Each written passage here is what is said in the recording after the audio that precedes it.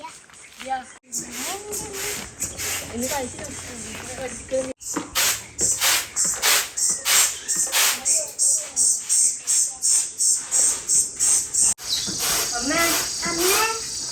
മക്കൾ സ്കൂളിൽ വിട്ട് വന്നാ ചോദിച്ച് കയ്യും കാര്യം തേച്ച് കഴിക്കുക ചോറ് വരില്ല അമ്മ.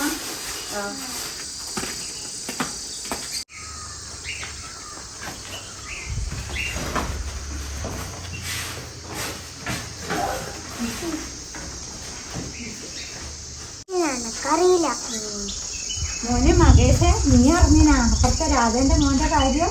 ഇല്ലമ്മ. എന്നാ ആ രാധേന്റെ മോൻ തുഷാറും ബിജാട്ടന്റെ മോളുമായിട്ട് മുടിഞ്ഞ പ്രേമേനും പോലും മോനെ.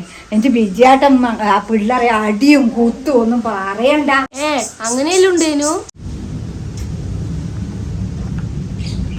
എന്റെ മോനെ, നീ ഏടി പോന്നൊന്നുമില്ലേ? ഇങ്ങനെ ഏടുന്ന പെണ്ണ് കിട്ടുവാ? ഈ കണ്ണൂർ ജില്ല മൊത്തം അരിച്ചു പോർക്കി. ഇനി ആകെ രാമനാര വീട് മാത്രമേ ബാക്കിയുള്ളൂ. എന്നിട്ടാണ് പിന്നെ പെണ്ണാണാൻ പോകുന്നില്ലേ ചോദിക്കുന്നത്. അങ്ങനെ പറഞ്ഞാൽ എങ്ങനെയാ ശരിയാവുക? നീ എവിടെയെങ്കിലും പോയി നോക്ക്. ആ പഠിക്കുന്ന സമയത്ത് ഞാൻ ആരെങ്കിലും നോക്കി വെക്കുന്നേന്.